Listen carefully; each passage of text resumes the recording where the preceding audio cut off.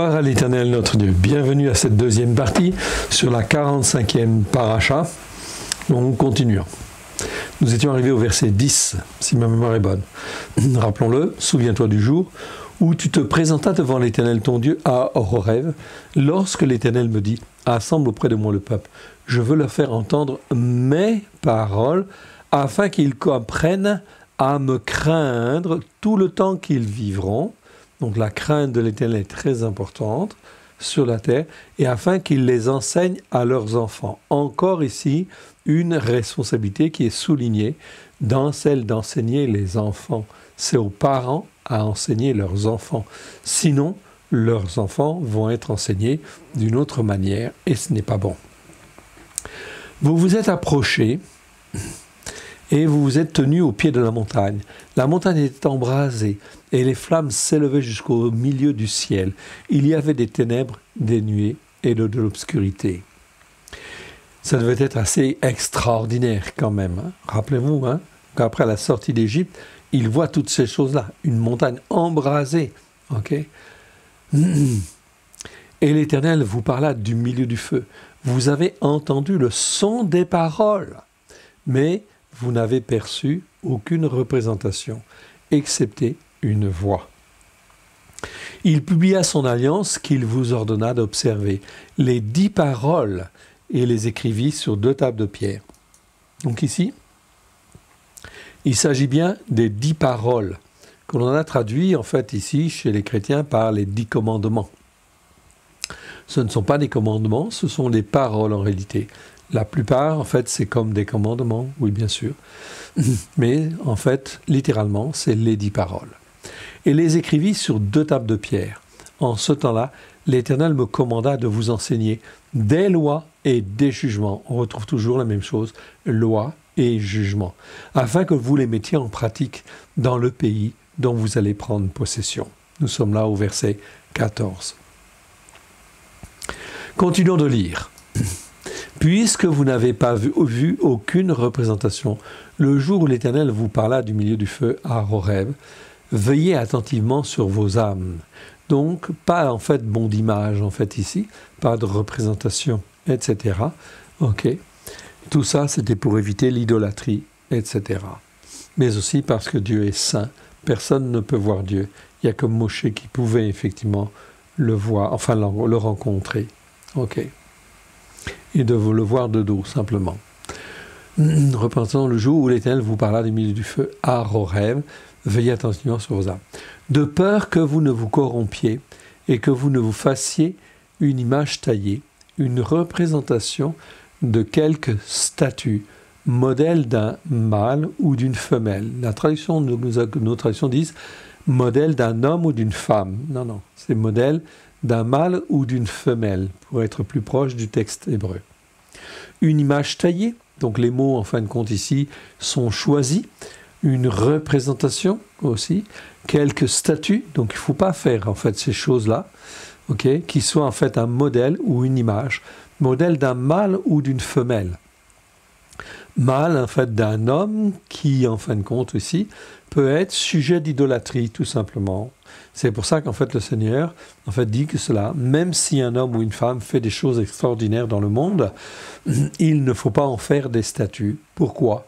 Afin que cela ne soit pas l'objet d'un culte. Ok.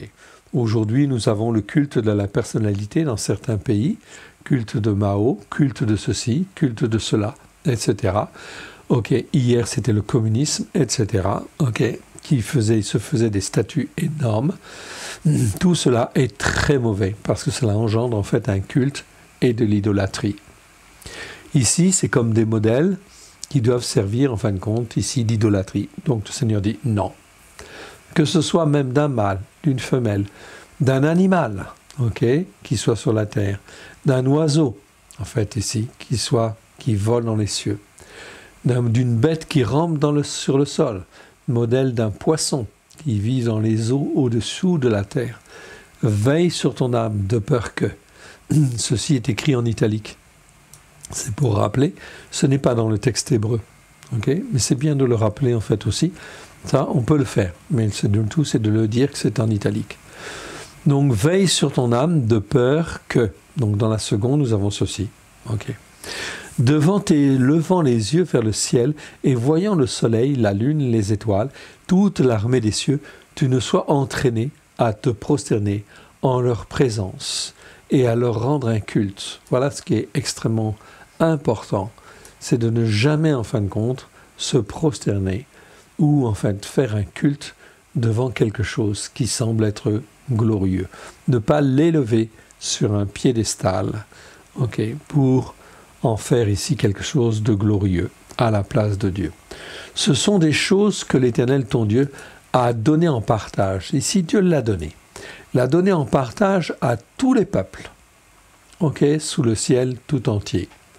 Donc, ce que l'on trouve ça sur le monde, dans le monde entier, c'est normal de la laisser, en fait, à tous les peuples. Mais à son peuple, il lui interdit. Il lui interdit pourquoi? Parce que il n'y a que l'Éternel qui doit être élevé dans nos cœurs, dans nos vies, au travers de Christ Yeshua, par la puissance du Saint-Esprit. Nous devons effectivement élever dans nos vies Dieu, la parole de Dieu et l'Esprit de Dieu. Ou l'Éternel, la parole de l'Éternel, l'Esprit de l'Éternel. Rien d'autre. Ça doit avoir la première place dans nos cœurs, dans nos vies, dans nos pensées, dans notre esprit, dans tout notre être. Et d'y rester attaché. Verset 20. Mais vous, l'Éternel, vous a pris et vous a fait sortir de la fournaise de fer de l'Égypte. Ici, ça nous parle de fournaise de fer de l'Égypte. L'Égypte, en fin de compte, le mot Égypte, en réalité, on traduit par Égypte, mais Misraïm, c'est en fin de compte ici tout ce qui enferme, tout ce qui enchaîne, tout ce qui lie l'homme et le retient captif, parce que toute la puissance occulte est là pour lier, lier les hommes, etc. Et c'est pour ça qu'en fait ici la Bible dit que c'est une fournaise de fer. En fait, c'est incassable. Ça ne peut pas être détruit. Ça ne peut pas, on ne peut pas sortir en fin de compte de là. C'est aujourd'hui ce qu'on appelle l'esprit de ce monde. C'est pareil. L'esprit du monde aujourd'hui, le monde en fait ici, ou monde des ténèbres, c'est en fait ici comme une fournaise de fer. Ça nous enferme dans nos problèmes, dans nos maladies, dans tous les liens spirituels. Ça nous enferme. Afin de nous éloigner de Dieu. Mais Dieu, comme hier, il a sorti les enfants d'Israël à main forte et à bras étendus, pour faire sortir les enfants d'Israël de l'Égypte, c'est-à-dire de la maison des enfermements, de la même manière aujourd'hui. Dieu, au travers de Christ Yeshua, peut nous arracher du monde des ténèbres, de ce monde-là, afin, effectivement, de nous amener à lui. Et de nous former, de nous façonner. Mais nous avons besoin pour cela d'être façonnés et d'être formés, évidemment. C'est pour ça que nous avons besoin d'une Torah pleine de grâce et de vérité au travers de Christ Yeshua. Ici, ils ont été arrachés en fait de Mitzraïm, afin que vous soyez un peuple qui lui appartienne en propre, comme vous l'êtes aujourd'hui. C'est déjà quelque chose d'acquis, en fait, ici, pour les enfants d'Israël qui se trouvent en fait ici devant Jéricho et qui vont entrer dans le pays de Canaan, pourvu qu'ils écoutent et qu'ils mettent en pratique. C'est une condition sine qua non. On continue le texte en fait en hébreu en fait ici, et ici on continue versets 21 à 24. Et l'Éternel s'irrita contre moi, contre Moshe, à cause de vous. Il jura que je ne passerai point le Yarden et que je n'entrerai point dans le bon pays que l'Éternel ton Dieu te donne en héritage. Je mourrai donc en ce pays-ci, et je ne passerai point le Yarden, Jourdain. Mais vous le passerez et vous posséderez le bon pays. Moshe rappelle, veillez sur vous. Aujourd'hui, le Seigneur dit la même chose. Veillez sur vous, afin de ne pas mettre en oubli l'alliance que l'Éternel, votre Dieu, a traitée avec vous, et de ne point vous faire d'image taillée de représentation quelconque que l'Éternel, ton Dieu, t'ait défendu. Voilà pourquoi c'est extrêmement important aussi de veiller en fait à ce que dans notre maison physique, là où nous habitons, il n'y ait pas d'image taillée ou de représentation aussi qui soit comme une abomination devant l'Éternel. Ok, donc, pas de dragons, en fait, bon, qui viennent de Chine, si vous avez été en Chine. Pas, en fin de compte, ok, d'objets, en fait, idolâtres, qui sont chargés spirituellement, etc. Ne ramenez pas ça dans votre maison. Et si quelqu'un qui a voyagé, voulant vous faire plaisir, vous a donné ceci, ok, si c'est un cadeau empoisonné, alors séparez-vous-en, ok. Il faut absolument que votre maison soit nettoyée spirituellement, en fait aussi. C'est extrêmement important. Ça, c'est l'image du nettoyage intérieur que nous faisons. Notre corps, c'est la maison du Seigneur. Ça doit être une habitation de Dieu en esprit, nous dit Paulos dans Galates. Ou dans Corinthiens, notre corps est le temple du Saint-Esprit. Si notre corps est le temple du Saint-Esprit, tout ce qui est idole dans nos cœurs, dans notre tête, nous devons le détruire. Ok?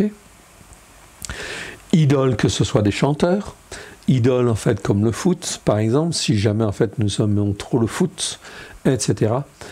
Ok? C'est donc très important que la première place dans nos cœurs et dans nos vies, ce soit Dieu.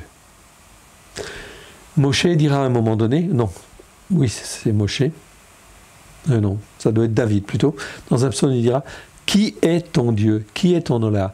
Qui tu as mis comme Dieu dans ta vie? Ok? C'est très important. Est-ce que c'est le foot? Est-ce que c'est Dieu? Est-ce que c'est ta passion? Est-ce que c'est ceci? Est-ce que c'est cela? Non. En premier, ça doit être Dieu.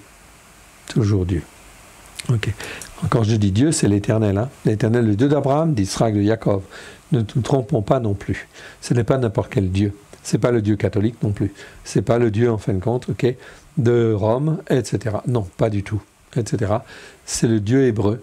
C'est le Dieu des Hébreux, ok, de ceux qui sont passés au-delà du fleuve, ok, de ce monde, ok, qui ont pour Dieu le Dieu d'Abraham, le Dieu de Yitzhak et le Dieu de Jacob, au travers de Christ, Yeshua, son Fils bien-aimé. Ok. Car l'Éternel, ton Dieu, verset 24, est un feu dévorant.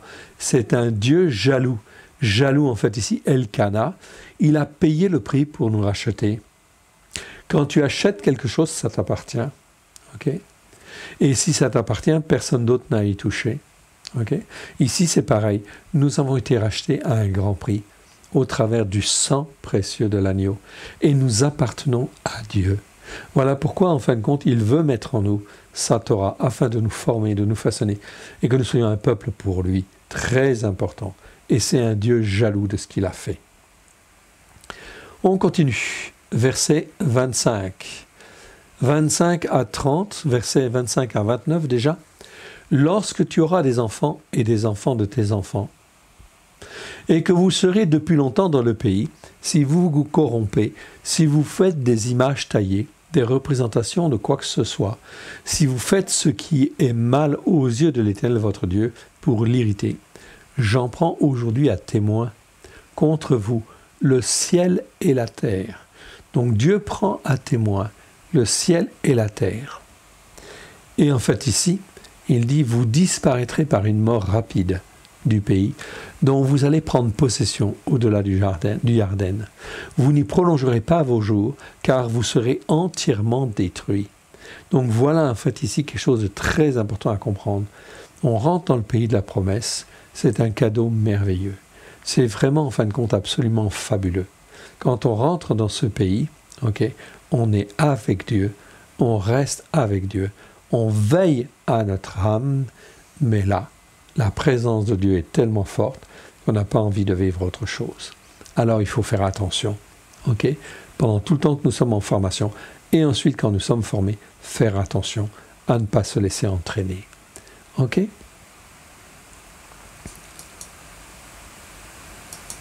L'Éternel vous dispersera ensuite parmi les peuples. Vous ne resterez qu'un petit nombre au milieu des nations où l'Éternel vous emmènera. Ici, Dieu dit en fin de compte ici qu'il dispersera son peuple. N'est-ce pas ce qu'il a fait? Oui, il l'a fait déjà pour son peuple Israël. Okay? Alors ne croyez pas qu'il n'est pas capable de le faire pour d'autres croyants, en fait, bien évidemment. ok? Parce que Dieu, depuis, en fin de compte, longtemps, quand il déverse son onction, quand l'onction du Saint-Esprit fait un réveil ici à droite ou à gauche, ok, c'est parce que Dieu veut ramener en fait les brebis à lui, et rien qu'à lui, sous les racines hébraïques de la Torah. Tous les mouvements, en fin de compte, de l'Esprit qui ont eu lieu, avaient en fait été comme des signes et des prodiges, dans le but de ramener. Est-ce que ces mouvements ont ramené sur la Torah? Non. C'est pour cela que ces mouvements ne perdurent pas et ne peuvent pas durer. Pourquoi? Parce qu'on est dans la désobéissance à la Torah. Dès lors qu'il y a désobéissance à la Torah, le Saint-Esprit se retire à un moment donné ou à un autre, laissant la place à d'autres esprits qui sont en fait des esprits dépendants de Jézabel, où là il y a toutes sortes de corruptions. Il y a des onctions, oui bien sûr, mais c'est des onctions qui ne viennent pas du Saint-Esprit. Je vous renvoie en fin de compte à l'église de Thyatire.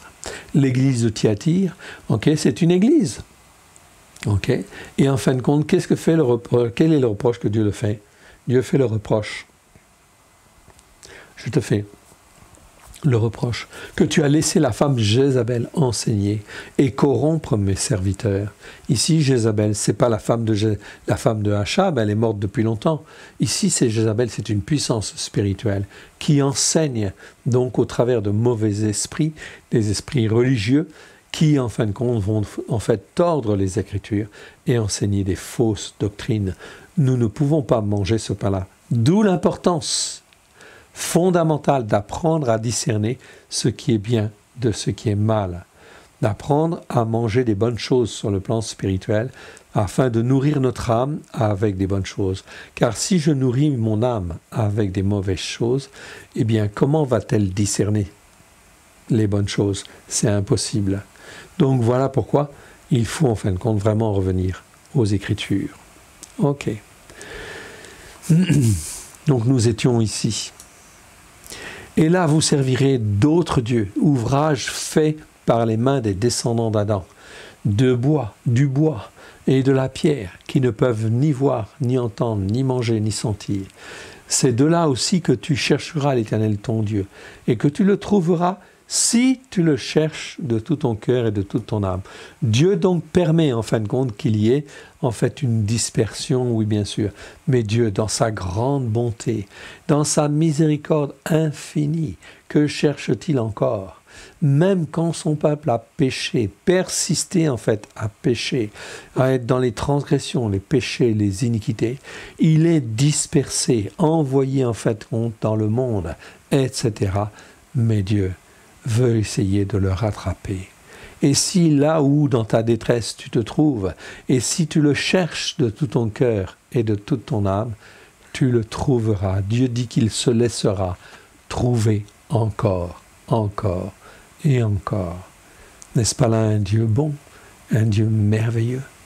C'est un Dieu qui veut toujours, toujours donner la vie. Il est bon, il n'y a pas plus bon, évidemment. Sa bonté atteint jusqu'aux cieux. Okay? Il veut toujours rattraper, toujours corriger. Voilà pourquoi nous n'avons pas à avoir peur, évidemment. Et si nous faisons des erreurs, on demande pardon et on se recale. Oui, bien sûr. Il veut toujours rattraper, toujours former, toujours façonner, toujours, en fin de compte, rendre meilleur, etc. Parce qu'il est El Shaddai, le Dieu de la vie. C'est ça le Dieu d'Abraham, de Yitzhak, de Jacob. C'est un Dieu merveilleux qui ne cherche qu'une seule chose, à ce que tu t'attaches à lui et que tu restes attaché à lui au travers de Christ Yeshua. Versets 30 à 32, 31 ici nous dit, ici, au sein de ta détresse, toutes ces choses t'arriveront. Alors, par la suite des temps, tu retourneras à l'Éternel ton Dieu et tu écouteras sa voix. Tu auras perdu beaucoup de temps. Aujourd'hui, c'est pareil. Lorsqu'on donne son cœur et sa vie à Yeshua, j'ai le choix. Ou je me mets à me soumettre et à obéir le plus rapidement possible. Auquel cas, bien sûr, je vais avoir un temps de formation. Mais mon temps de formation va être en fait très rapide en fait aussi. Il va me former, il va me façonner. Mais s'il a carte blanche, il peut le faire très rapidement. Souvenez-vous des Thessaloniciens. Paulos est passé chez eux 3 Shabbats. Et enfin, l'espace de 6 mois, 1 an et demi, ils sont devenus des modèles. Des modèles dans toute l'Archaïe et la Macédoine. Ok, nous dit Paulos dans les lettres aux Thessaloniciens. Ok. Eh bien, en fin de compte, Dieu n'est pas fatigué et il est capable encore de faire. Ici, tu écouteras sa voix. Voilà pourquoi nous n'avons pas de temps à perdre en réalité. Ni moi, ni vous. Ok. Alors, en fin de compte, il vaut mieux écouter et mettre en pratique. Car l'Éternel, ton Dieu, est un Dieu miséricordieux. Miséricordieux, en fait, ici. C'est un mot très important. Ok, miséricordieux, qui ne t'abandonnera point et ne te détruira point. Il n'oubliera pas l'alliance de tes pères qu'il leur a jurée. À cause de l'alliance faite à Abraham. Abraham a écouté, a mis en pratique, à cause de son obéissance, et de sa soumission, eh bien la bénédiction qui est sur lui rejaillit sur en fait tout le peuple d'Israël, mais également rejaillit sur toutes les familles de la terre qui sont croyantes en fait ici au travers de Christ Yeshua. Car il est bien écrit en fait dans Galates, si en fin de compte que je suis héritier de la promesse faite à Abraham, si je suis en Christ Yeshua. C'est Paulos qui le dit. On continue, versets 32 à 40. Interroge les temps anciens qui t'ont précédé depuis le jour où Dieu créa Adam. Adam ici, non pas l'homme sur la terre, ici c'est Adam sur la terre. D'une extrémité du ciel à l'autre, y a-t-il jamais eu un si grand événement? A-t-on jamais entendu pareille chose? Y a-t-il jamais eu un peuple qui a entendu la voix de Dieu parlant au milieu d'un feu comme tu l'as entendu et qui soit demeuré vivant? Ça n'existe pas. Tu peux regarder sur toute la terre dans l'histoire des hommes, ça n'existe pas. Y a-t-il jamais eu un Dieu qui a essayé de venir prendre pour lui une nation du milieu d'une nation par des mises à l'épreuve? Oui, ici c'est mise à l'épreuve en réalité. C'est massa en fait ici, en hébreu. Des signes, ici très important. Donc des signes en fait ici. Des signes en fait c'est hot. Hot en hébreu ce sont des signes. C'est la même chose que séméion en grec. Donc des signes, mais c'est hot parce que le mot hot, ça nous parle de témoignage. Les signes, c'est comme en fait un témoignage. C'est pour ça qu'en fait, on ne doit pas traduire ce mot-là par miracle. Non, jamais. Certains le font, bien sûr. Quand on est dans les milieux religieux, on traduit ça par miracle. Et en fait, après, les gens cherchent le miracle. Non. Ça, ce sont des signes, en réalité, pour marquer la présence de Dieu, des témoignages de la présence de Dieu, qu'il est là et qu'il veut être avec toi. Donc, nous avons des signes d'abord. Ensuite, des prodiges. Prodige, en fait, ici, annonçant l'avenir. Prodige, c'est quelque chose d'encore plus grand, etc. Donc, on revient à notre passage. A mis à l'épreuve des signes et des prodiges et des combats. Oui, bien sûr, des combats. Pourquoi? Il y a toujours des combats, bien sûr. À main forte et à bras étendus, évidemment, pour sortir les enfants d'Israël de l'Égypte, des pays de l'enfermement, en fait, hier. Aujourd'hui, c'est pareil. Pour arracher un homme des ténèbres, de ce monde-ci, c'est un combat. Mais Dieu est là, à main forte et à bras étendus. Il est donc tout puissant pour nous aider à sortir de là. Et il est là, et il est toujours là pour nous faire sortir. Est-ce qu'il veut un jour être là et un autre jour ne pas être là? Non. Dieu est fidèle. À partir du moment où il t'entraîne à Christ Yeshua, et que tu acceptes Christ Yeshua comme ton Seigneur et ton Sauveur, à partir de cet instant-là, l'Éternel Dieu, le Maître des circonstances, est toujours là au travers de Christ Yeshua. Christ rachète, forme, façonne, instruit. Mais c'est l'Éternel qui est le Maître des circonstances. Et en fait, à main forte et à bras étendus, il va t'arracher des ténèbres au travers de Christ Yeshua, te former et te façonner au travers de Christ Yeshua, afin que tu deviennes un peuple pour lui. Et avec de grandes actions, en fait, hier, à la fois terribles et obligeant à la référence. On est obligé ici, ce mot-là est un petit peu spécial. Ce mot-là, en fait, en hébreu, c'est le mot, en fait, ici, Mora. Mora, c'est un mot qui existe 13 fois dans 13 versets. C'est un mot qui veut dire épouvantable, terrible, impressionnant, mais tellement grandiose, tellement terrible, tellement impressionnant que ça engendre le respect, la référence. Tu ne peux que t'incliner devant ces choses-là. C'est des choses en fait extraordinaires. Okay? On est bien là dans quelque part, le merveilleux, en fait, ici, quelque part. Donc, pour traduire, en fait, ça, eh bien, en fait, ce mot-là, je ne peux pas dire choses terribles, ou c'est terrible, c'est pas le mot, parce que c'est des choses qui sont terribles, mais dans le sens, en fait, que ça engendre, quelque part, en fait, une crainte et un respect spirituel. Ok, c'est Dieu. Voilà. Ok, donc, en fait, ici, c'est des choses, enfin, grandes. Ils les ont vues hier. Et ce n'est pas pour ça qu'ils ont continué à être obéissants et soumis. Voilà pourquoi aujourd'hui, ça ne sert à rien de faire des choses en fait aussi extraordinaires comme cela. Parce que l'homme, quand il n'est pas formé de l'intérieur, façonné de l'intérieur, ça ne sert à rien. Voilà pourquoi Dieu veut d'abord, au travers de Christ, écrire la Torah dans les cœurs, et se révéler à lui au travers de Christ Yeshua, afin d'être formé, façonné.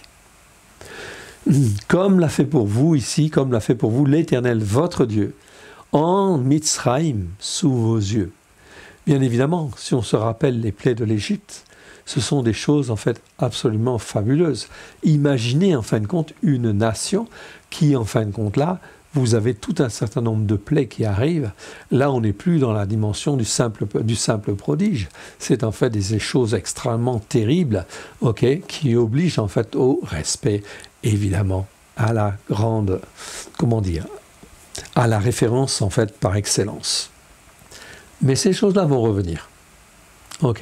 C'est écrit dans l'Apocalypse. Il va y avoir en fait des grandes manifestations de l'Éternel qui vont se faire. Mais ces grandes manifestations ne sont pas là pour convertir. Elles sont là en fin de compte pour témoigner de la présence de Dieu qui est le maître du monde. Aujourd'hui, est-ce que le monde reconnaît que l'Éternel est Dieu? Non. Alors il va falloir que Dieu bouscule et Dieu fasse des choses en fait extraordinaires pour témoigner au grand de ce monde qu'il est Dieu. Regardez en fait ici ce qui est marqué ensuite, verset 35. « Tu as été rendu témoin de ces choses, afin de savoir que l'Éternel est Dieu. » Non. En hébreu, « est à Elohim ». Verset 35.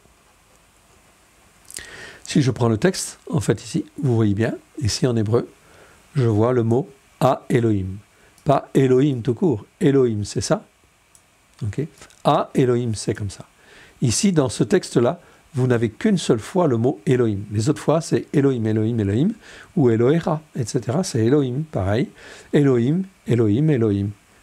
Elohim. Tout ça, toujours Elohim. Elohim, Elohim ici, à Elohim. Et vous avez deux fois à Elohim dans ce chapitre, ici. À Elohim, très précisément. C'est donc très important. On l'a traduit en français. Donc dans ces deux versets, en fait, ici, vous avez à Elohim. Non pas Elohim tout court, mais à Elohim. Ça existe en hébreu. Ça n'existe pas dans les traductions françaises. On n'a pas besoin de ça.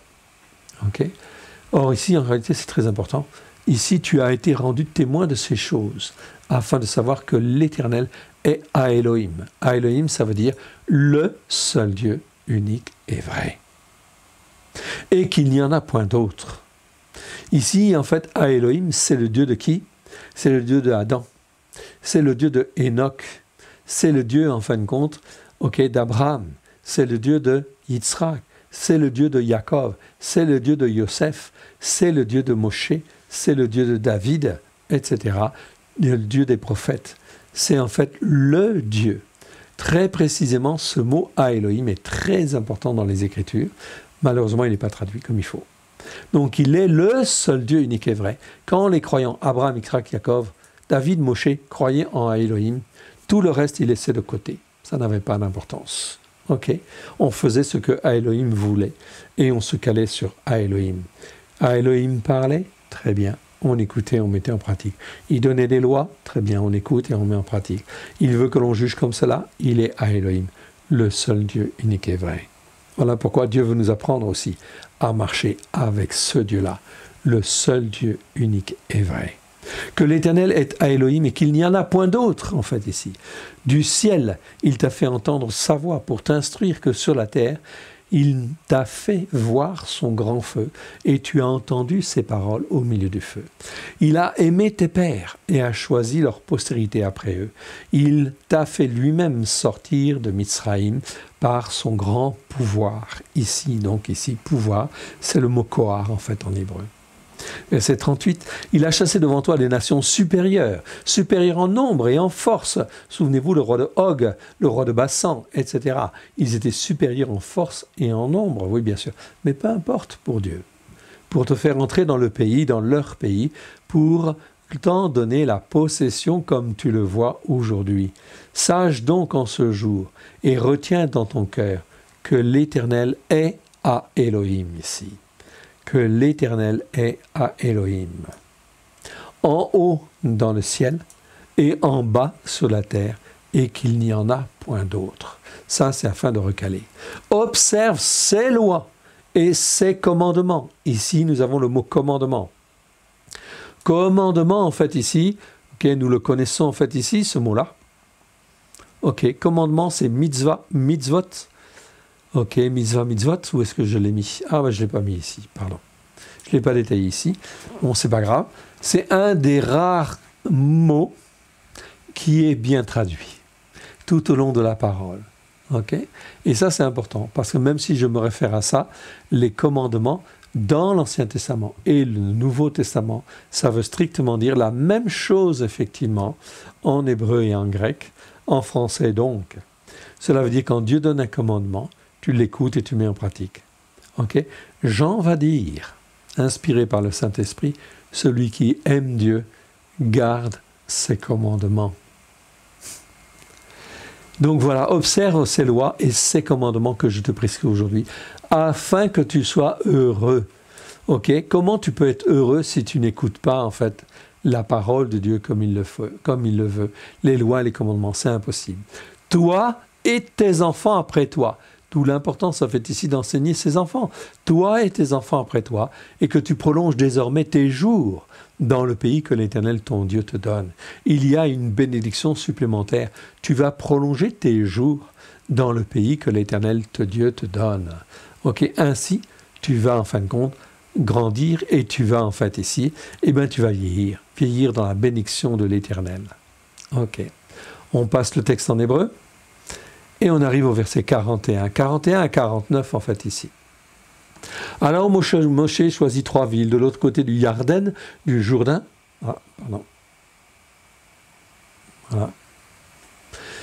De l'autre côté du Jourdain, à l'Orient, afin qu'elles servent de refuge aux meurtriers qui auraient involontairement tué son prochain, sans avoir été auparavant son ennemi.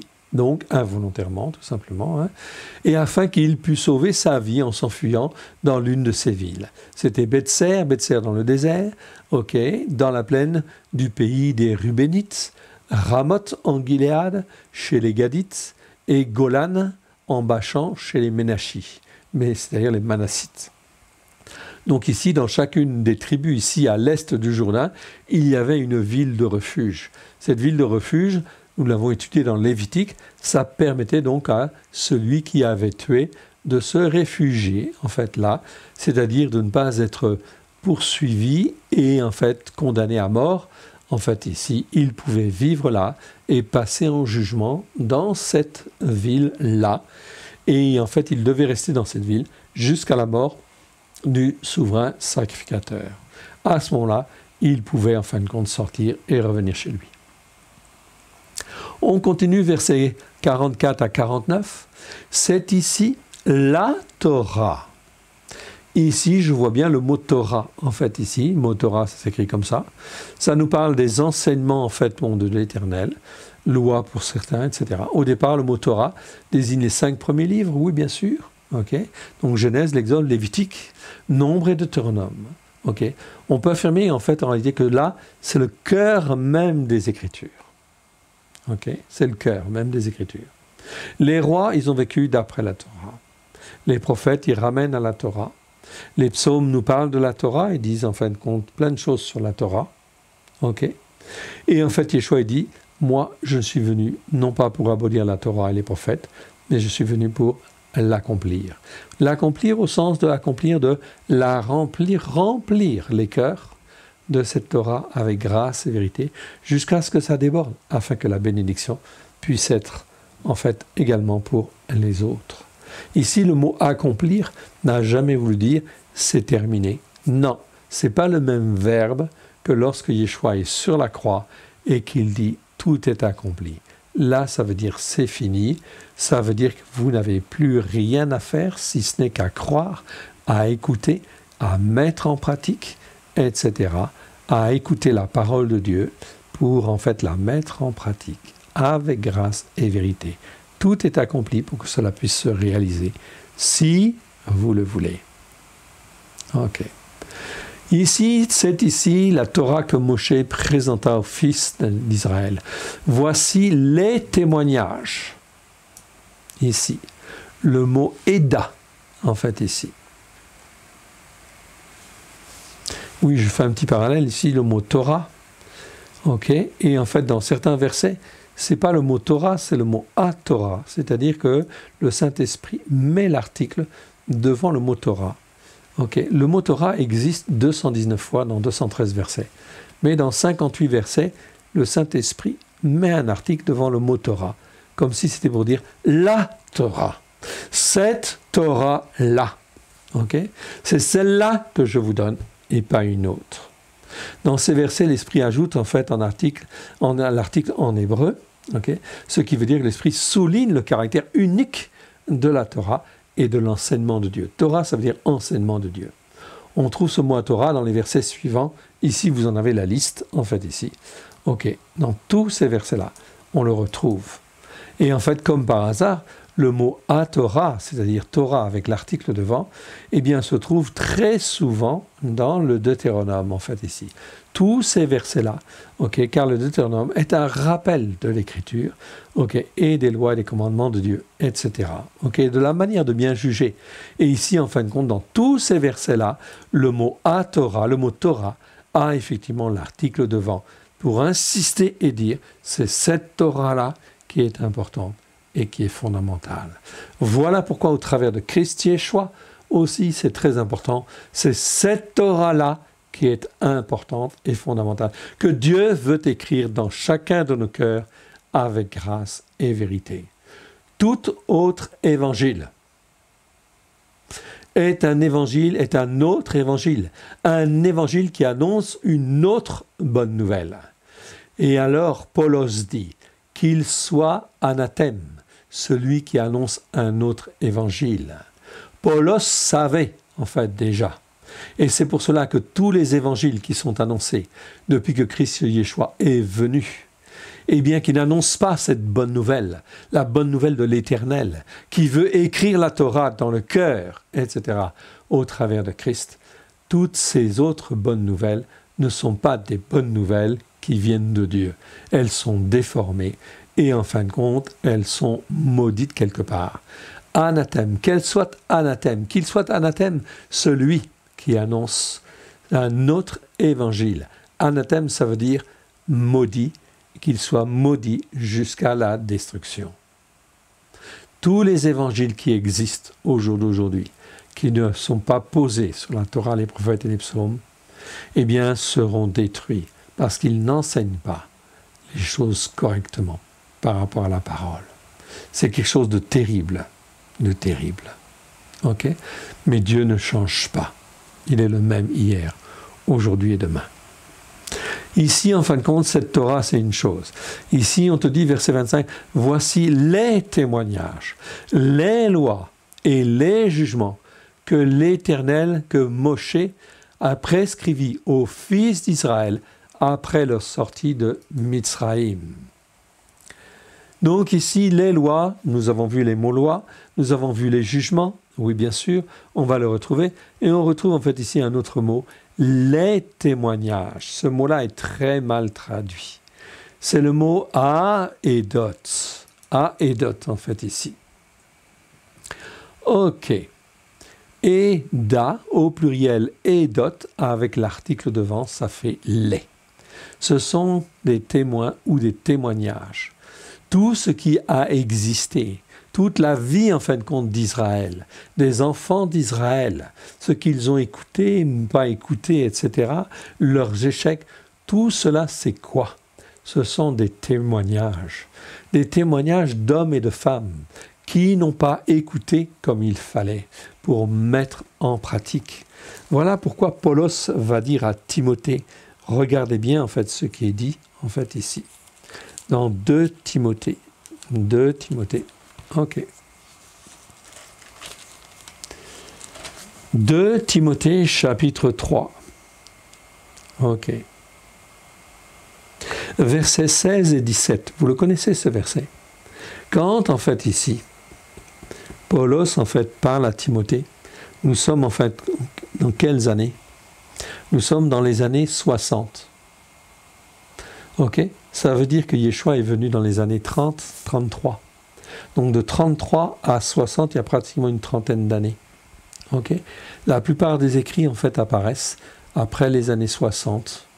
La plupart de la Brit Hadasha. Ça veut dire que pendant une trentaine d'années, tous les croyants, juifs et non-juifs, ont été enseignés par Yeshua et les disciples sur la Torah, les prophètes et les psaumes. Ok? Ainsi que Timothée aussi. Lorsqu'en fait ici, Paulos écrit à Timothée, bien évidemment, il va dire toute écriture. Quelle écriture? C'est l'écriture, la Torah, les prophètes et les psaumes. Okay.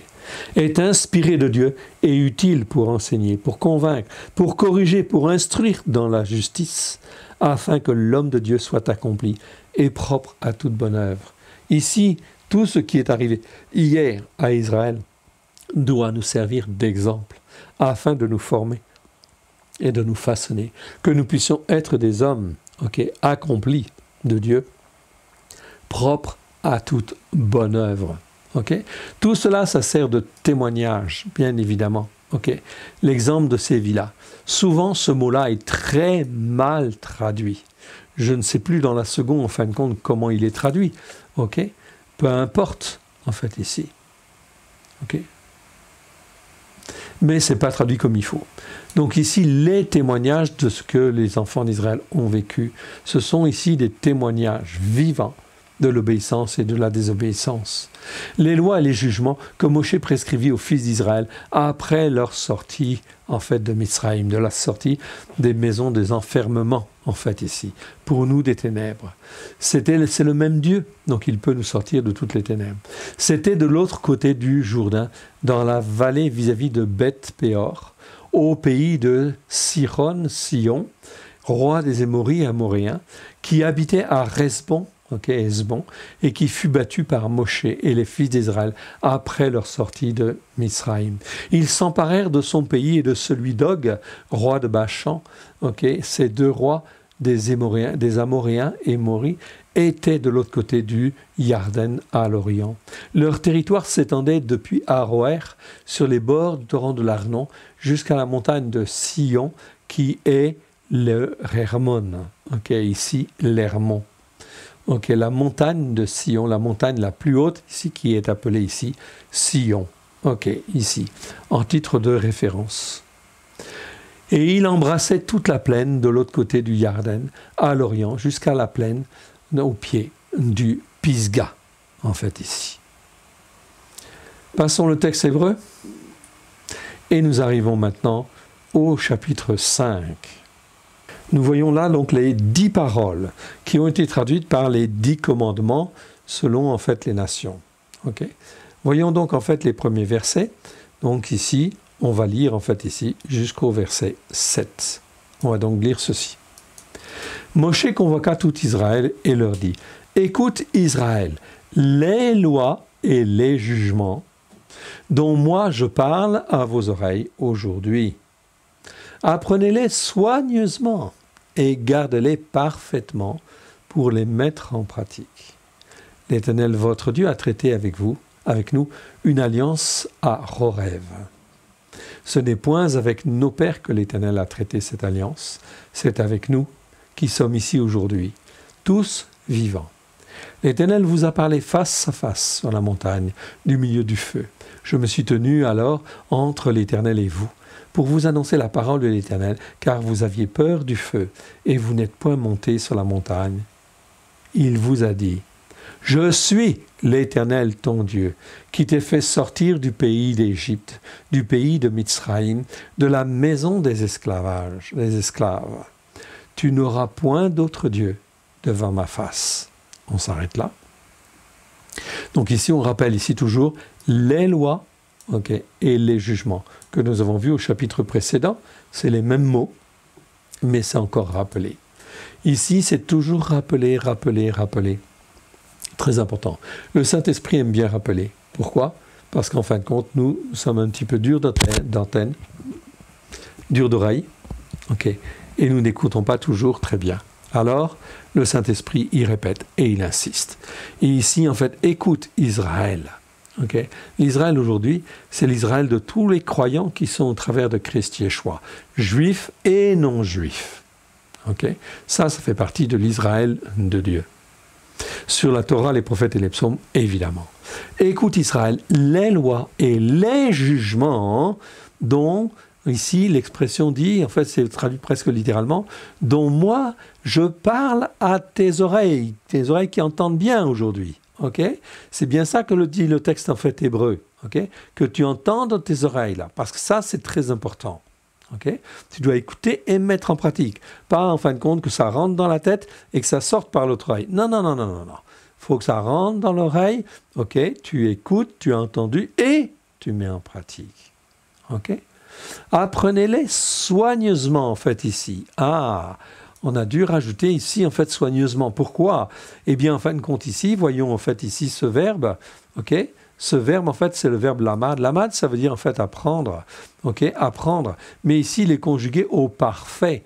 Ça veut dire qu'en fait, c'est apprendre parfaitement, soigneusement, que ce soit un fait accompli, dans ton cœur et dans ta vie. Pas seulement lire, et puis, en fait, non. Ici, c'est parfait. Ça doit être un accompli dans ton cœur et dans ta vie. Alors, ici, apprends-les soigneusement. Et garde-les parfaitement. Même chose ici. J'ai un verbe, il est conjugué, en fait, à l'accompli. Donc, ça veut dire que tu dois les garder, pas, en fin de compte, à moitié. Non, tu dois les garder parfaitement, c'est un accompli. Ça doit être un accompli dans ta vie. Tu dois l'apprendre, ça doit être un accompli. Et tu dois le garder, ça doit être un accompli. Pour quoi faire? Les mettre en pratique, dit le Seigneur. On ne peut pas être plus clair. C'est ça l'obéissance et la soumission. C'est là que Dieu voit si en fait les cœurs, ils sont obéissants et ils sont soumis à sa parole, pour vraiment la mettre en pratique comme il veut. L'Éternel, notre Dieu, a traité avec nous une alliance à Horeb. Ce n'est point avec nos pères que l'Éternel a traité cette alliance, c'est avec nous, qui sommes ici aujourd'hui, tous vivants. Donc là, ils sont tous vivants devant Moshe, et Moshe est en train de leur rappeler, vous êtes vivants ici, vous qui entendez de vos oreilles, c'est à vous que Dieu parle en ce moment même, dès lors que vous entendez cette parole s'adresse à vous personnellement, vous qui êtes debout devant Dieu, en fait, ici. L'Éternel vous a parlé face à face sur la montagne, du milieu du feu. Je me suis tenu, ça c'était hier, oui bien sûr. Je me suis tenu alors entre l'Éternel et vous pour vous annoncer la parole de l'Éternel, car vous aviez peur du feu et vous n'êtes point monté sur la montagne. Il vous a dit, je suis l'Éternel. Et ça, c'est la première parole, ou ce qu'on appelle le premier commandement. Mais ce n'est pas un commandement, comme vous pouvez le voir en fait ici. Ce n'est pas un commandement, c'est une affirmation. Je suis l'Éternel, ton Dieu, qui t'ai fait sortir du pays de Mitzraïm, de la maison des esclaves. Tu n'auras point d'autre Dieu devant ma face. On peut appeler ça un commandement, mais c'est une parole en réalité. Tu n'auras point d'autre Dieu devant ma face. Certains, en fait, ils disent quand même que cette partie-là, ça fait partie de la deuxième parole, en fait, ici. Peu importe. En fait, ici, on est dans la première parole que Dieu, en fin de compte, donne en fait ici. Parole, je suis l'Éternel ton Dieu, qui t'ai fait sortir du pays des enfermements. Quand Dieu te rachète au travers de Christ Yeshua, tu appartiens à ce Dieu-là, à l'Éternel, le Dieu d'Abraham, de Yitzhak et de Jacob. Il a payé le prix pour te racheter de l'enfermement du monde, de l'enfermement des ténèbres, de la maison des esclaves ou des esclavages, comme on veut. Ok. Tu n'auras point d'autre Dieu devant ma face, dit l'Éternel. Première chose. Deuxième chose, en fait ici, deuxième parole, tu ne feras point d'image taillée, de représentation quelconque des choses qui sont en haut dans les cieux et qui sont en bas sur la terre, et qui sont dans les eaux plus bas que la terre. Tu ne te prosterneras point devant elles et tu ne les serviras point. Tu ne les serviras point à mettre en évidence, car moi, l'Éternel, je suis un Dieu jaloux qui punit l'iniquité ici des pères sur les enfants jusqu'à la 3e, 4e génération de ceux qui me haïssent, et qui exerce la bonté jusqu'à 1000 générations à ceux qui m'aiment et qui gardent mes commandements. Très important en fait ici. Je vois donc en fait que l'iniquité ici, si mon père et si ma mère ont prié Marie ou ont prié les saints, cela veut dire quoi concrètement? C'est de l'idolâtrie. Cela veut dire qu'il va peser sur les enfants une malédiction, iniquité et malédiction, c'est pareil en fait ici. Eh bien une malédiction qui va durer jusqu'à la 3e, 4e génération.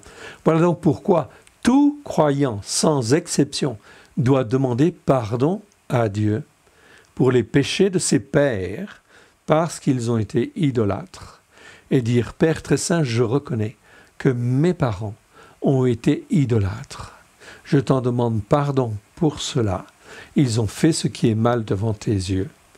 Et j'avoue qu'aujourd'hui, il y a une iniquité, une malédiction qui est transférée sur moi. Je mets au travers de Christ Yeshua, je la cloue à la croix et je proclame que je libère mon âme de toutes ces malédictions qui viennent de mon père et de ma mère, dans le nom de Yeshua. Car Christ a été fait malédiction, afin que je puisse recevoir l'Esprit qui a été promis. Et cet Esprit, que va-t-il mettre? Eh bien, il va mettre la Torah dans mon cœur, dans ma vie, avec grâce et vérité, afin que je puisse être enseigné, formé et façonné. Tout cela passe par déjà une première phase de repentance, de reconnaissance du péché et en fait d'avoir avoué le péché, nos péchés, mais aussi les péchés de nos pères. Donc ici, qui punit l'iniquité jusqu'à la 3e, 4e génération. Par contre, si nous écoutons et nous obéissons à la parole de Dieu, eh bien la bénédiction va jusqu'à 1000 générations à ceux qui m'aiment, pour ceux qui m'aiment, et qui gardent les commandements de l'Éternel. Ici, ce sont des paroles, on peut dire des commandements en fait aussi. Ok, bon, eh bien dans ce cas-là, il faut au moins respecter en fait ces 10-là. Mais il n'y en a pas que 10, il y a 613 commandements. Tu ne prendras, troisième, tu ne prendras point le nom de l'Éternel ton Dieu en vain, car l'Éternel ne laissera point impuni celui qui prendra son nom en vain. 4e commandement. Ah, tout le monde le connaît, mais tout le monde ne le respecte pas, celui-là. 4e commandement. Observe le jour du Shabbat. En hébreu, c'est marqué Shabbat ici. Et ici, c'est pas marqué Shabbat tout court, c'est mis à Shabbat en fait en hébreu, c'est-à-dire le Shabbat par excellence. Okay, le Saint-Esprit souligne, rajoute un article devant en fait le Shabbat, ici, dans ce verset. Vous pouvez le vérifier. Vous pouvez le vérifier, mais je peux vous le montrer en fait aussi. Verset 12, ok, hop, verset 12, le voici. Ici, je vois le mot « à Shabbat ». Je ne vois pas le mot « Shabbat » tout court. « Shabbat » tout court, c'est là. Et ici, je vois le mot « à Shabbat ». On est bien, en fait, ici, en correspondance. Donc, le Shabbat, pourquoi? Pour le sanctifier, pour le mettre à part. Comme l'Éternel, ton Dieu, te l'a ordonné, tu travailleras 6 jours et tu feras tout ton ouvrage. Mais le 7e jour est le Shabbat. Ici, il n'y a pas l'article devant. Est le jour du Shabbat de l'Éternel. En français, on va devoir forcément traduire de la même manière, ok, parce qu'on a du mal à le traduire autrement. De l'Éternel, ton Dieu, tu ne feras aucun ouvrage, ni toi, ni ton fils, ni ta fille, ni ton serviteur, ni ta servante. Donc tu ne dois pas aller faire des courses le jour du Shabbat, etc. Ni envoyer en fin de compte ton employé faire des courses, etc. Ni ton taureau, il doit se reposer en fait aussi, ton âne. Ok, toutes tes bêtes parce que Dieu prend soin des animaux en fait aussi. Ni l'étranger qui est dans tes portes, le guerre en fait ici, c'est l'étranger qui veut bien écouter la parole de Dieu. Afin que ton serviteur et ta servante se reposent comme toi. Tu te souviendras que tu as été esclave au pays d'Égypte et que l'Éternel ton Dieu t'en a fait sortir à main forte et à bras étendus. C'est pourquoi l'Éternel ton Dieu t'a ordonné d'observer le jour du Shabbat ici. Le mot en fin de compte ici a aussi l'article en fait ici. Ok, en hébreu. Du Shabbat. Ça c'est le en fait commandement de l'Éternel. Vous voyez ici, ok, nous avons un commandement. Ce commandement, dans toutes les traductions en fait, des Bibles françaises, c'est jamais mis observe le jour du Shabbat, c'est mis observe le jour du repos. Le repos, c'est un autre mot en hébreu, c'est Shabbaton. Ici, c'est pas Shabbaton, c'est Shabbat. Ok, donc ça c'est très important. Donc ça a été changé depuis le 4e siècle. Au 1er siècle, tout le monde, juif et non juif, faisait les fêtes de l'Éternel. Tout le monde faisait Shabbat. On ne faisait pas autrement. Ok. Tout le monde, le christianisme est un christianisme juif, essentiellement juif, exclusivement juif. Ce n'est qu'à partir de Constantin au 4e siècle que les choses changent. Alors, mes frères et sœurs, aujourd'hui, faut-il mieux obéir à Dieu ou obéir aux hommes? À vous de choisir. Observe le jour du Shabbat pour le sanctifier, pour le mettre à part. Ok, je n'insiste pas plus là-dessus. Honore ton père et ta mère, comme l'Éternel ton Dieu te l'a ordonné, afin que tes jours se prolongent et que tu sois heureux dans le pays que l'Éternel ton Dieu te donne. Afin que tes jours, donc honorer son père et sa mère, ça veut dire s'occuper de son père et sa mère. Si ton père et ta mère, en fait, ça veut dire les respecter, ça veut dire les les honorer en les respectant d'une part, mais aussi en s'occupant d'eux s'ils sont dans le besoin. Ok?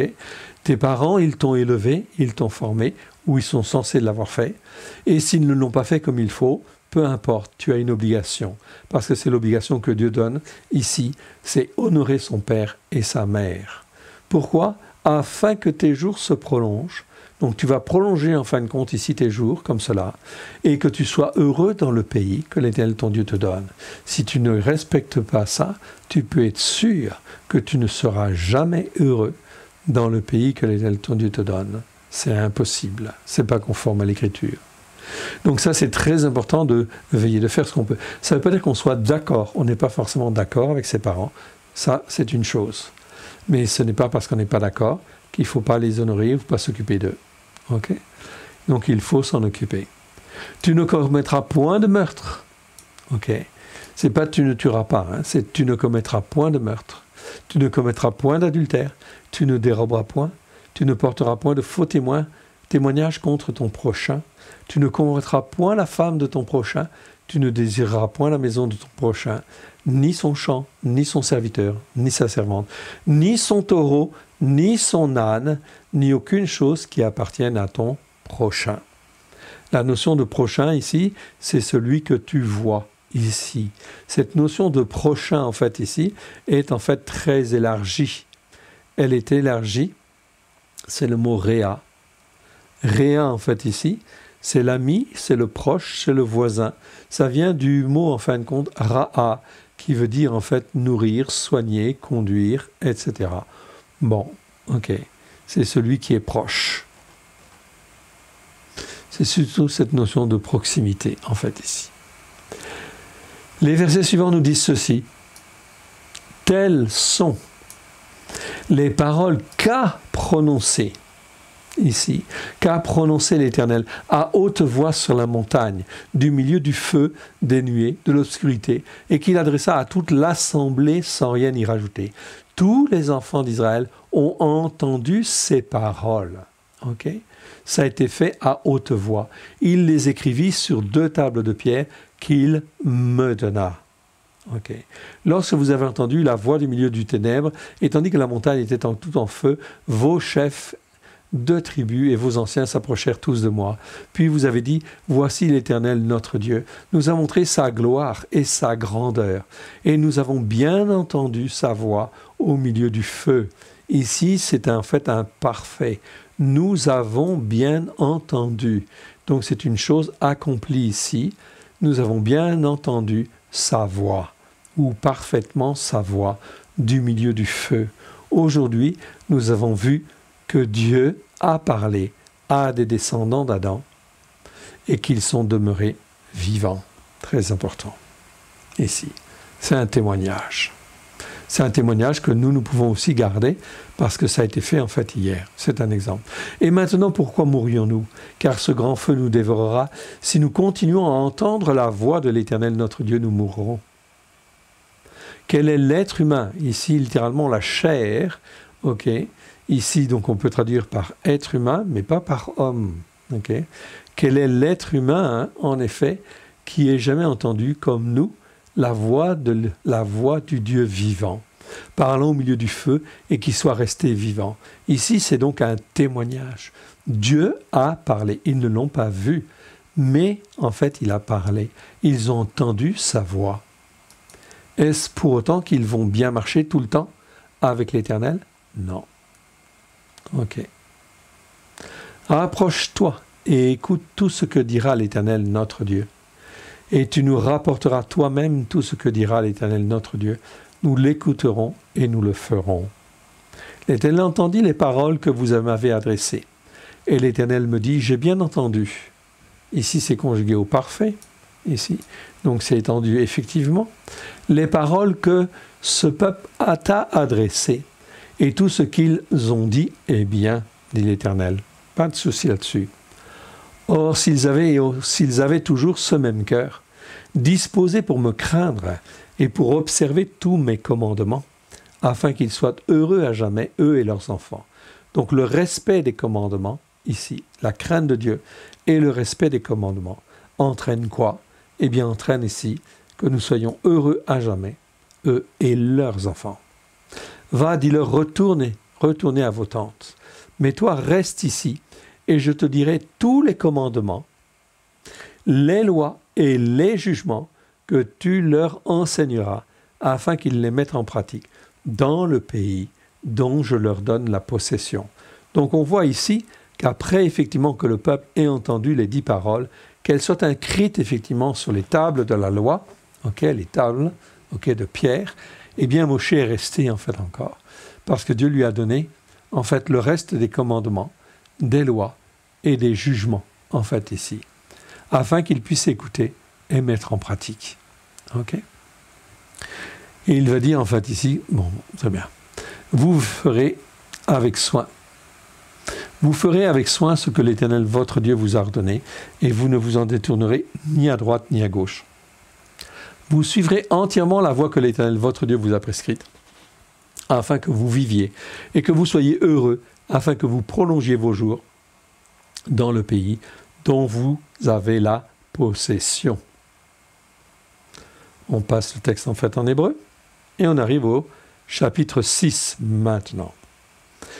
Chapitre 6, en fait ici, on va donc le lire et on va retrouver en fait des choses qu'on a déjà vues effectivement dans les premiers. Voici les commandements, les lois et les jugements. Ici, les lois, on a déjà vu. Les jugements, en fait, on a vu aussi. Les commandements, en fait, on n'a pas vu, en fait, ici. Mais je ne crois pas que j'ai mis le détail, en fait, ici. Si, je l'ai mis là. Mitzvah, au singulier. Mitzvot, au pluriel. Mitzvah, en fait, en hébreu, ici, singulier. Mitzvot, en fait, au pluriel. Ça existe 181 fois dans 177 versets. Le mot commandement, commandement ou ordre. Comme dans Nombre 15, verset 39, vous vous souviendrez de tous les commandements de l'Éternel pour les mettre en pratique. Dans la Brit Hadasha, l'Alliance renouvelée, le mot grec pour dire commandement est entolé, qui se prononce donc entolé. Ainsi, nous avons une correspondance exacte entre le mot mitzvah et le mot grec entolé. C'est un des rares mots qui ont exactement la même signification. En grec et en hébreu, des fois, les mots peuvent avoir un petit décalage. Effectivement. Ça arrive dans toutes les langues. C'est pour ça que des fois, traduire, c'est pas toujours facile. Et il faut donc faire des fois un choix. On choisit un mot, mais il ne veut pas forcément dire exactement. C'est pour ça qu'en fait, nos traductions que nous avons, c'est bien Merci Seigneur parce que nous les avons. Merci Seigneur parce qu'elles nous permettent de grandir et de découvrir déjà en fait un morceau de la vérité. Mais ce n'est pas la vérité. C'est un reflet de la vérité. Un reflet plus ou moins juste en fait de la parole de Dieu qui est écrite au départ en hébreu et en grec. D'où l'importance de revenir aux racines afin effectivement de bien comprendre en fait ce que Dieu voulait dire. Ce n'est pas la traduction française qui est suffisante. Si vous arrivez devant Dieu et que vous dites « oui, mais moi dans ma Bible, ok, c'est écrit ça, ok, Dieu te répondra, mais moi j'ai écrit en hébreu. » Ok, et tu avais des traducteurs, et tu avais des gens pour écouter, et tu avais des gens pour entendre. Ok, donc Dieu écrit en hébreu, et en fin de compte, après, ça a été effectivement pour la Brit Hadasha, écrit en grec, pour pouvoir permettre une plus grande diffusion. Le grec à l'époque, c'était comme l'anglais aujourd'hui. C'était une langue commerciale. Tous les peuples en fait la parlaient au moment de la domination romaine. Donc le mot en fait ici, commandement, mitzvah en hébreu, endolé en grec, en fait veut bien dire exactement la même chose, un commandement, un ordre. Yeshua les utilise et résume notamment en disant que toute la Torah et les prophètes dépendent essentiellement de 2 commandements. Rappelons simplement ce passage, Matthieu 22, versets 36 à 40. Lisons en fait ici ce passage, oui bien sûr, ici. 36, Maître, un scribe pose la question. Quel est le plus grand commandement de la Torah? Ici on devrait mettre Torah. Ok? 36, Yeshua lui répondit. Non pas Jésus, mais Yeshua. Ici, je donne la traduction en second. Okay? Lui répondit, « Tu aimeras le Seigneur ton Dieu, c'est l'Éternel ton Dieu, okay? De tout ton cœur, de toute ton âme, de toute ta pensée. C'est le premier, le plus grand commandement. Et voici le second qui lui est semblable. Tu aimeras ton prochain comme toi-même. » Que dit Yeshua ensuite? De ces 2 commandements dépendent toute la loi et les prophètes. De ces 2 commandements dépendent toute la Torah et les prophètes. Chaque fois que je vois le mot loi dans la Brit Hadasha, dans nos traductions, nous devons pratiquement le changer par le mot Torah. Et à ce moment-là, nous comprenons que cela prend une autre dimension, évidemment. Il n'y a que quelques versets où vous aurez du mal à faire le changement. C'est normal. Parce qu'en fait, ici, ça correspond à d'autres explications. Ici, le mot Torah, c'est le mot loi. Yeshua, il n'a pas en fait changé la Torah. Et tous les commandements, respecter les commandements de Dieu, ok, c'est en fait respecter la Torah. C'est la base même. Ok, Yeshua le rappelle. Donc ici, nous sommes dans le mitzvah, commandement. Les lois et les jugements. Très bien. L'Éternel, votre Dieu, a commandé de vous enseigner afin que vous les mettiez en pratique dans le pays dont vous allez entrer en possession. Même chose en fait aujourd'hui, dès lors que j'appartiens à Christ, je dois rentrer dans le pays de la promesse que Dieu me donne.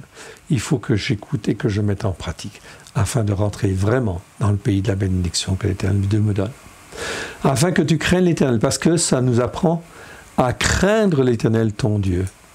Si je n'écoute pas ses commandements, ses lois, ses jugements, comment je vais avoir la vraie crainte de Dieu? Ça va être difficile. Afin que tu craignes l'Éternel ton Dieu en observant tous les jours de ta vie, pas une seule fois de temps en temps, tous les jours de ta vie, toi, ton fils et le fils de ton fils, toutes les règles et tous ces commandements que je te prescris, et afin que tes jours soient prolongés. Verset 3. Tu écouteras comment? D'un œil distrait, d'une oreille distraite. Non, attentivement. Donc, Israël.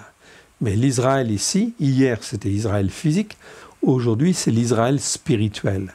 Si tu fais partie de l'Israël spirituel, ok, ceci te concerne. Si tu ne fais pas partie de l'Israël spirituel de Dieu, ok, ceci ne te concerne pas. Tu les écouteras attentivement donc, Israël. Et tu auras quoi? Ici, tu auras soin. Soin de les mettre en pratique, à moitié. Non, de les mettre parfaitement en pratique. Ici, ce verbe-là, ici, on va les voir. Ok?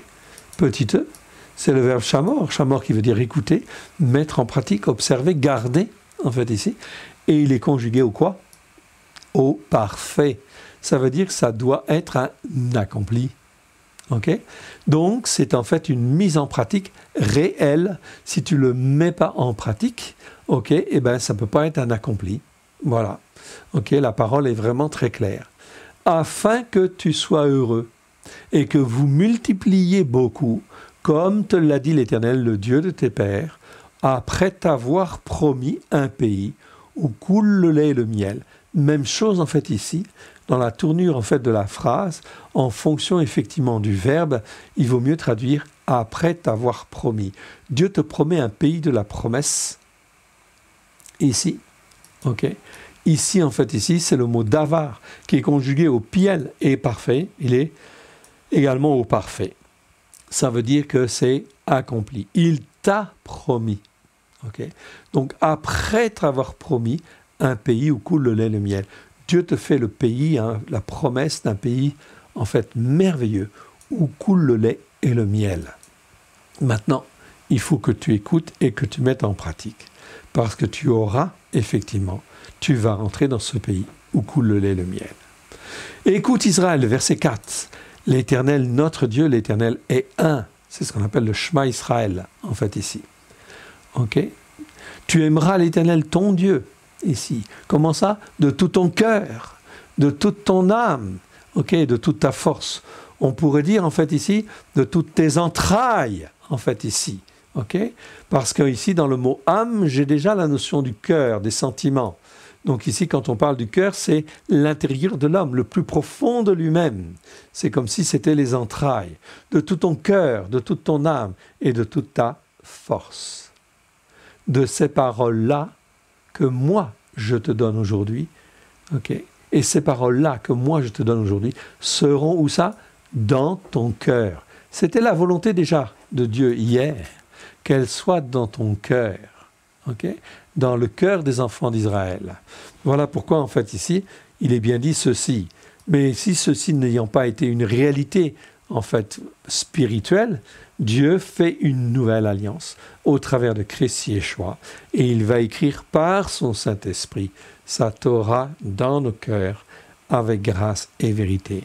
C'est une nouvelle manière de faire, une nouvelle manière d'agir, oui, bien sûr, mais qui n'annule pas la Torah. Au contraire, qui vient l'accomplir pleinement, mais dans les cœurs.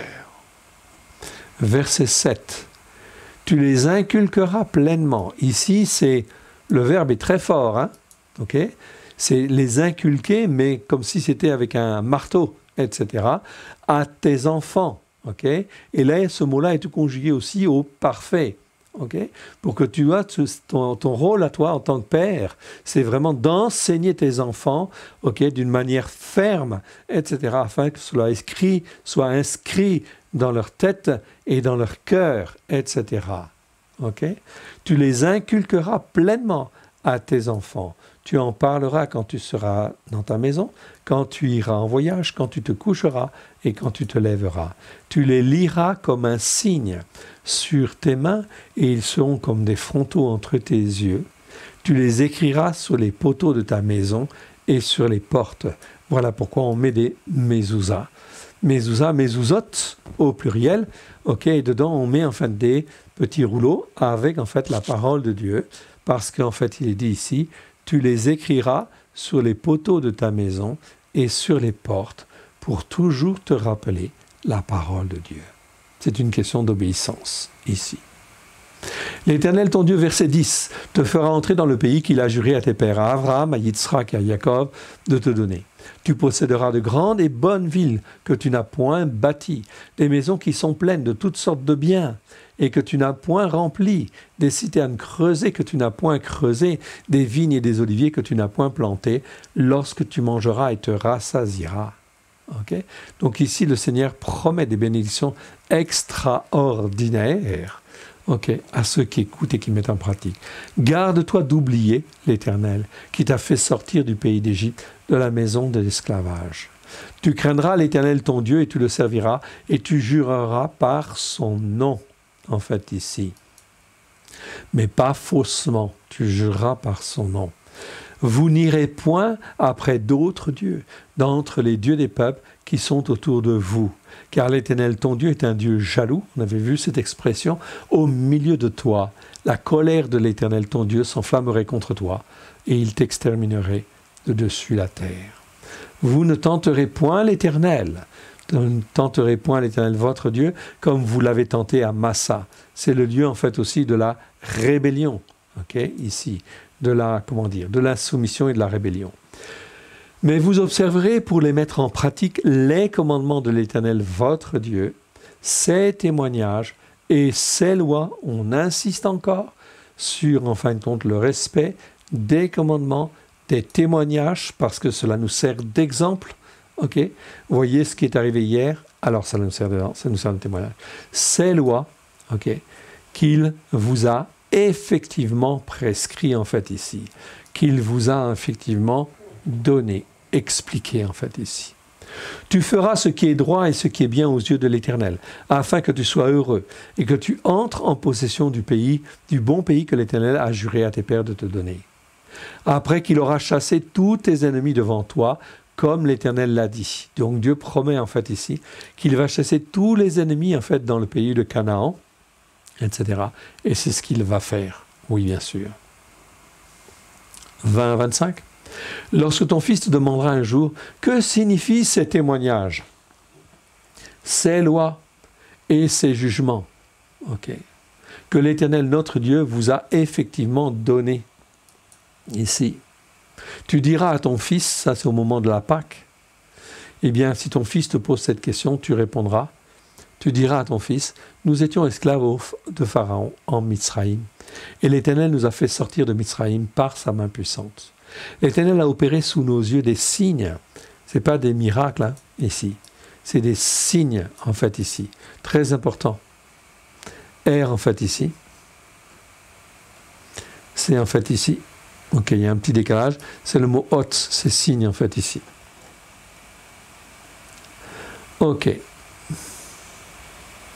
Voilà, ici des signes et non des miracles. Donc il faut supprimer le mot miracle, c'est une notion catholique et c'est une notion qui existe beaucoup dans les Écritures, mais en fait, il ne faut pas utiliser le mot miracle. Il faut apprendre ce que c'est que des signes et des prodiges, afin de discerner dans les temps à venir ce qui est signe et prodige qui vient de Dieu et signes et prodiges qui sont des signes et des prodiges mensongers. Ici, des signes et des prodiges grands et désastreux contre Misraïm, contre Pharaon et contre sa maison. Il nous a fait sortir de là pour nous amener dans le pays qu'il avait juré à nos pères de nous donner. L'Éternel nous a commandé de mettre en pratique ces lois, toutes ces lois, et de craindre l'Éternel notre Dieu, afin que nous soyons toujours heureux et qu'il nous conserve la vie. Ici, c'est bien conserver la vie, comme il le fait aujourd'hui. Nous aurons la justice par la foi en partage si nous mettons soigneusement en pratique tous ces commandements devant l'Éternel notre Dieu, comme il nous l'a ordonné. Car c'était la manière de fonctionner d'Abraham. D'Abraham qui, lui, a été justifié par la foi. Ici, on parle de la justification par la foi. Car dans la Torah, il y a bien, en fin de compte, Christ, oui, bien sûr. Les enfants d'Israël marchaient un rocher qui les suivait, qui était Christ. Tout s'accomplit au travers de Christ Yeshua. Essayez d'écouter, en fait, et de mettre en pratique la parole de Dieu, les lois et les commandements de Dieu, sans être avec Christ et avoir la puissance du Saint-Esprit derrière. Vous ne le pourrez pas et c'est impossible à réaliser. Voilà pourquoi ces paroles ne peuvent être réalisées pleinement qu'au travers de Christ, par la puissance du Saint-Esprit. C'est ce que nous comprenons aujourd'hui et nous savons que c'est exactement comme ça qu'il faut faire. Et nous ne pouvons pas faire autrement. C'est impossible à faire. C'est une loi trop merveilleuse, quelque part. Chapitre 7. Nous y arrivons.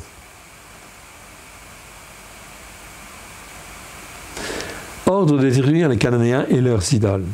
Lorsque l'Éternel ton Dieu t'aura fait entrer dans le pays dont tu vas prendre possession, et qu'il chassera devant toi beaucoup de nations, les Hétiens, les Girgasiens, les Émoris, les Cananéens, les Périzzi, Phérésiens, les Rivis, Éviens, les Jébusiens, etc. 7 nations plus nombreuses et plus puissantes que toi. Déjà, c'est clair. Ils sont plus nombreux et ils sont plus puissants que toi. Est-ce un problème? Non. Si Dieu dit de faire, c'est bon. Lorsque l'Éternel, ton Dieu, te les aura livrés et que tu les auras battus, tu les dévoueras par interdit. Tu ne traiteras point d'alliance avec elles et tu ne leur feras point grâce. Tu ne contracteras point de mariage. Attention, la notion de mariage, avec ces peuples. Tu ne donneras point tes filles à leurs fils, et tu ne prendras point leurs filles pour tes fils. Car ils détourneraient de moi tes fils, qui serviraient d'autres dieux, et la colère de l'Éternel s'enflammerait contre vous. Ils te détruiraient promptement. Voici au contraire comment vous agirez à leur égard. Vous renverserez leurs autels, vous briserez leurs statues, vous abattrez leurs idoles d'Achéra. C'est pas d'Astarté, c'est d'Achéra en fait ici. En hébreu, c'est Achéra en tout cas. Et vous brûlerez au feu leurs images taillées. Tout cela devait être détruit, en fait, effectivement. Car tu es un peuple saint pour l'Éternel ton Dieu. L'Éternel ton Dieu t'a choisi pour que tu sois un peuple qui lui appartienne d'entre tous les peuples qui sont sur la face de la terre. Donc voyez bien en fait ici, la nécessité en fait ici d'écouter, de mettre en pratique afin d'être un peuple à part. Ce n'est point parce que vous surpassez en nombre tous les peuples que l'Éternel s'est attaché à vous et qu'il vous a choisi pour être, car vous êtes le moindre de tous les peuples. Dieu a choisi Israël et hier c'était le moindre des peuples. Le moindre des peuples, il n'était pas formé, mais Dieu en fin de compte prend le moindre des peuples, le façonne et en fait l'instruit. Pourquoi? Pour montrer qu'il est capable de prendre n'importe quel peuple dans le monde entier et d'en faire un peuple pour lui, à sa gloire. Mais parce que l'Éternel vous aime, parce qu'il a voulu tenir le serment qu'il avait fait à vos pères, l'Éternel vous a fait sortir par sa main puissante, vous a délivré de la maison des esclavages, de la main de Pharaon, roi de Mitsraïm. Sache donc que c'est l'Éternel ton Dieu qui est à Elohim. Ici encore une fois, je vois l'expression à Elohim. Ici, que l'Éternel Dieu est à Elohim, le seul Dieu unique et vrai, il n'y en a pas d'autre. Ce Dieu qui est solidement fidèle. El Haeman. El Haeman, c'est une expression un peu spéciale qui nous parle en fait d'un Dieu qui est solidement, fermement fidèle, qui est fidèle, dont la fidélité atteint également jusqu'aux cieux, comme sa bonté. Donc, c'est quelque chose d'extraordinaire. Dieu est fidèle. Quand il a fait un choix, ce choix-là, il est irrémédiable. Quand il a inscrit ton nom dans le livre de vie, Dieu sera toujours là, fidèle. Même si tu fais des erreurs, Dieu restera là pour essayer de te raccrocher, de te ramener et de te former, etc., de te refaçonner, etc. Ce Dieu qui est solidement fidèle, El Haeman, garde son alliance et sa bonté jusqu'à la 1000e génération envers ceux qui l'aiment et qui observent ses commandements. C'est quand même clair. Donc on voit là qu'on a une bénédiction extraordinaire à écouter et mettre en pratique les commandements de Dieu. Personnellement, aujourd'hui, je ne comprends pas très bien, en fait, ici, pourquoi, effectivement, le fait d'obéir et de se soumettre à Dieu, cela entraîne, en fait, une telle bénédiction sur toutes les générations, en fin de compte, qui suivent. Eh bien, pourquoi, en fait, ici, les gens ne le font pas? Mais je me rappelle qu'avant 90, moi, j'étais comme ça aussi. Je ne croyais pas du tout à la parole de Dieu. Je n'étais pas du tout enseigné. Et je ne connaissais pas ces choses-là. Mais en fait ici, c'est bien dommage. Voilà pourquoi il faut effectivement témoigner de ces merveilles que Dieu en fait prépare. Et en fait ici des bénédictions qu'il a pour nous et pour tous les peuples à venir. Mais il use directement de représailles envers ceux qui le haïssent et il les fait périr. Il ne diffère point envers celui qui le hait, il use directement de représailles. Ainsi, verset 11, « Observe ses commandements, ses lois et ses jugements, que moi je te prescris aujourd'hui et mets-les en pratique. C'est la parole de conclusion de cette paracha ici, qui est bien à propos en fait ici, et qui nous parle. Cela en fait ici le Saint-Esprit nous rappelle encore. Observe ses commandements, ses lois et ses jugements. Apprends-les soigneusement. Mets-les dans ton cœur et dans ta vie. Écoute et pratique, et un cœur disposé pour cela au travers de Christ Yeshua. Et Dieu va agir dans ta vie avec puissance. Et des bénédictions extraordinaires vont venir. Ces pas vont peut-être venir, elles doivent venir. Pourquoi? Parce que Dieu n'est pas un Dieu menteur. Et Dieu veille sur sa parole pour l'exécuter. Seulement, il cherche des cœurs et des âmes qui veulent écouter et mettre en pratique. Merci de m'avoir écouté pour cette paracha, cette 45e paracha. On va terminer en priant. Merci Seigneur de ta bonté. Merci Seigneur pour ta parole que tu nous as donnée aujourd'hui. Nous la bénissons dans le précieux nom de Yeshua, qu'elle se révèle dans nos cœurs avec grâce et vérité. Et nous voulons ouvrir largement les portes de nos cœurs afin de t'entendre, toi, le seul vrai Dieu et celui que tu as envoyé. Que ta parole ne remonte pas au ciel sans avoir pleinement accompli ta volonté. Que tu fasses de nous vraiment ton peuple comme toi tu le veux, à la gloire de ton saint nom. Aide-nous, Seigneur, à mieux écouter, à mieux entendre, à mieux mettre en pratique, afin de te glorifier. Car tu nous as rachetés au prix du sang précieux de ton Fils bien-aimé, afin que nous soyons à toi, et rien qu'à toi. Nous te rendons grâce. Merci Père, merci Yeshua, merci Saint-Esprit. Amen. Merci d'avoir écouté cet enseignement de À l'école de Yeshua, et je vous dis à la prochaine paracha, paracha 46, à la semaine prochaine. Que Dieu vous bénisse et Dieu vous garde. Shalom à tous.